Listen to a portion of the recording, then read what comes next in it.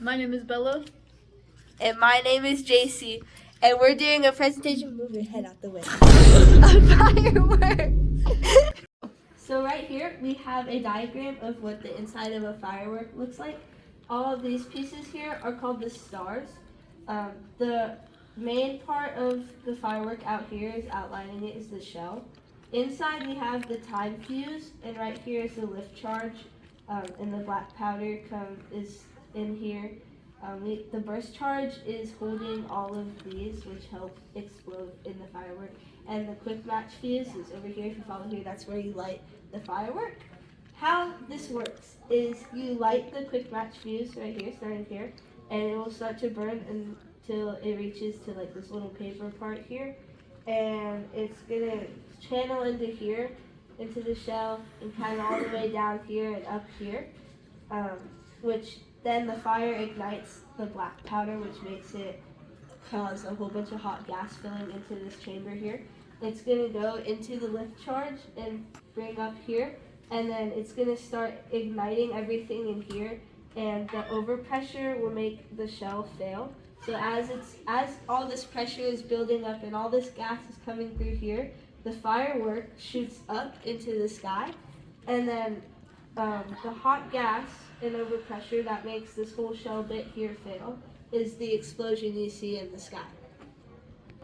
So the environmental impact is that the temporary enjoyment of the fireworks releases a host of contaminants that affect air quality and can contribute to climate change, including carbon dioxide, carbon monoxide, nitrogen, sulfur dioxide, and particulate matter. And how does this impact human health? Many of the gases released in the air are harmful towards our lungs, which is sulfur dioxide, carbon monoxide, and also releases harmful metals into the air, like aluminum, manganese, cadmium, and in rare cases, usually illegal cases, they have lead too. And this can cause long-term health issues, and inhaling any of them can be detrimental to health and can irritate the lungs, making it hard to breathe, and it causing serious health issues.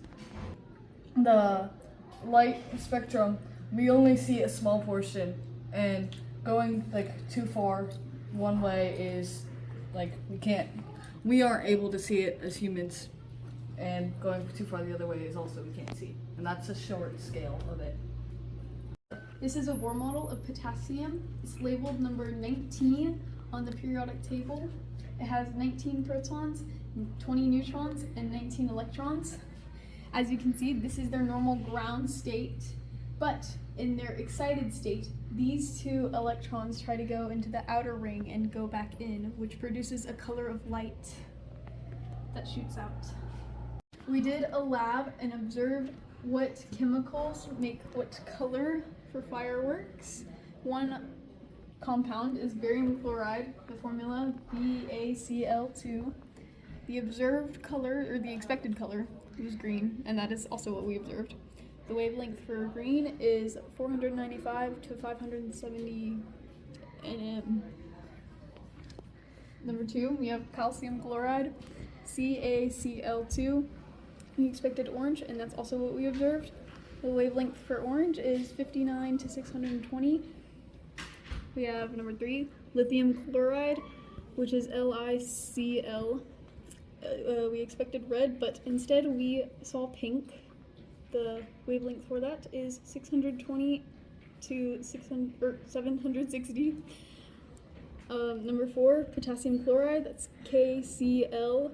We expected light purple and also saw purple, violet, same thing. The wavelength for that, 380 to 450. Number 5, we have strontium chloride, SrCl2. We expected red and also saw red. The wavelength for that is 620 to 760. Number 6, sodium chloride, NaCl. We expected yellow and also observed it. The wavelength for that, 570 to 590.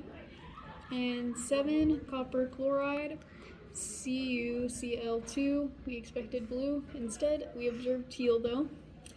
The wavelength for that, 450 to 495. In this lab test, we also did a mystery mixture of foods that are in fireworks. Their observed color was magenta, and their wavelength was 380 to 450.